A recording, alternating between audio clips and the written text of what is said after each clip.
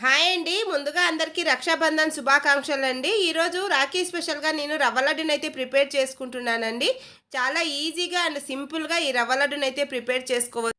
ఈ రవ్వ లడ్డు ప్రిపరేషన్ కోసం ముందుగా స్టవ్ వెలిగించుకొని, ఒక మందపాటి బాల పెట్టేసుకొని, ఒక 4, 5 టేబుల్ స్పూన్ వరకు నెయ్యి వేసుకొని, నెయ్యి వేడైన తర్వాత డ్రై ఫ్రూట్స్ అన్నీ వేసుకొని ఫ్రై చేసుకోవాలండి. మీ దగ్గర ఏ డ్రై ఫ్రూట్స్ ఉంటే అవి వేసుకొని ఫ్రై చేసుకొని పక్కన పెట్టేసుకోవాలి.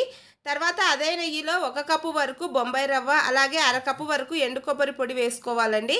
మీరు ఎండు కొబ్బరి ప్లేస్‌లో పచ్చి కొబ్బరైనా వాడుకోవచ్చు. తర్వాత 3/4 కప్పు వరకు షుగర్ వేసుకోవాలి. మీరు షుగర్ ఎక్కువగా కావాలనుకుంటే 1 కప్పు వరకు కూడా వేసుకోవచ్చండి. ఇది ఒక 2, 3 నిమిషాలు ఫ్రై చేసుకున్నామంటే మంచి సువాసన వస్తుందండి. తర్వాత కంప్లీట్‌గా చల్లారక ముందే గోరువెచ్చగా ఉన్నప్పుడే కాచి చల్లార్చి పెట్టుకున్న పాలు వేసుకొని ఇలా ముద్దలుగా కట్టుకోవడమేనండి. రవ్వ లడ్డు రెడీ. ఈ రాఖీ స్పెషల్‌కి మీరైతే ఏం స్వీట్ చేశారో కామెంట్ చేయండి.